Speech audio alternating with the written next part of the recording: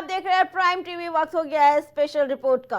उत्तर प्रदेश में फूलपुर, गाजियाबाद, मंझवा, खैर, मीरापुर, सीसामऊ, कटेहरी, करहल और कुंदरकी विधानसभा सीटों पर उपचुनाव होना है। इन सीटों पर 20 नवंबर को मतदान होगा, जिसको लेकर भाजपा, सपा और बसपा समेत सभी दलों ने अपनी पूरी ताकत झोंक रखी है। प्रचार अब आखिरी दौर पर पहुंच गया है। 23 नवंबर को इन सीटों के फाइनल नतीजे आएंगे। देखिए इस पे हमारी खास रिपोर्ट।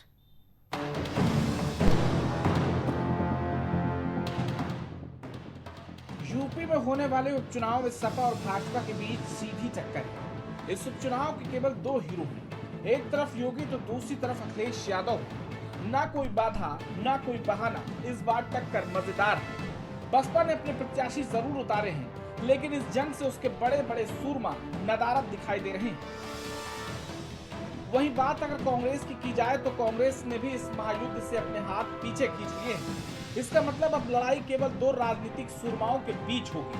जी हां, अखिलेश और योगी इन दोनों ही नेताओं के लिए ये महज 9 सीटों का चुनाव नहीं, बल्कि 27 से पहले की अग्नि परीक्षा है।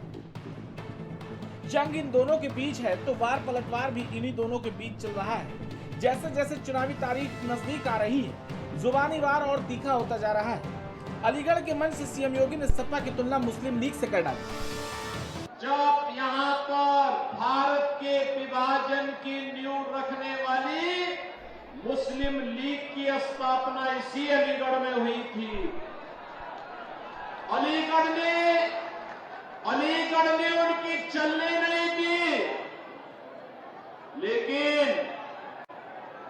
देश को सांप्रदायिक आधार पर बांटने के उनके मंसूबे सफल हो गए। याद रखना, मुस्लिम लीग की स्थापना कराची में नहीं हुई, इस्लामाबाद में नहीं हुई, ढाका में नहीं हुई, उसकी स्थापना इसी अलीगढ़ में हुई थी। दूसरी ओर से अखिलेश यादव लगातार सीएम योगी पर पलटवार करते देखे जा रहे हैं। अखिलेश के निशाने पर योगी का बटोगे तो कटोगे का नारा भी है। कई बार अखिलेश यादव भरे मन से योगी के नारे पर निशाना साधते देखे गए हैं। तैयारी कर रहे थे, उनके भविष्य के साथ खिलवाड़ कर रहे हैं। इस सरकार के खिलाफ आज जनता दिखाई दे रही है। अगर हम प्रतिशत के हिसाब से देखें तो 100 में से 100% ये हारने जा रहे हैं, और अगर हम गिनती और संख्या में गिनेंगे तो 9 की 9 सीटें ये इस बार बाई इलेक्शन हार रहे हैं। कुल मिलाकर एक दूसरे को जवाब करारा दिया जा रहा है। अखिलेश एक बोलते हैं तो योगी आदित्यनाथ उनके बदले में कई बार हमलावर दिखाई देते हैं। इस बार की लड़ाई काफी दिलचस्प मानी जा रही है। माना जा रहा है कि इस उपचुनाव में जो विजेता रहेगा उसके सर ही 2027 का ताज सजेगा। फिलहाल 9 सीटों पर होने वाले इस महायुद्ध का नायक कौन होगा, ये जनता जनार्दन तय करेगी।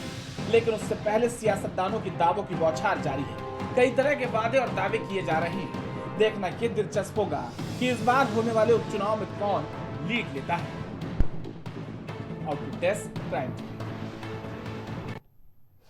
तो इस बार के उपचुनाव की लड़ाई कांटे की टक्कर मानी जा रही है, लेकिन देखना यह है कि उपचुनाव के साथ साथ आने वाले 2027 के चुनाव में किसकी जीत की नींव रखती है। फिलहाल इस रिपोर्ट में इतना ही। बाकी खबरों के लिए देखते रहें प्राइम टीवी। कुछ भाव पुष्प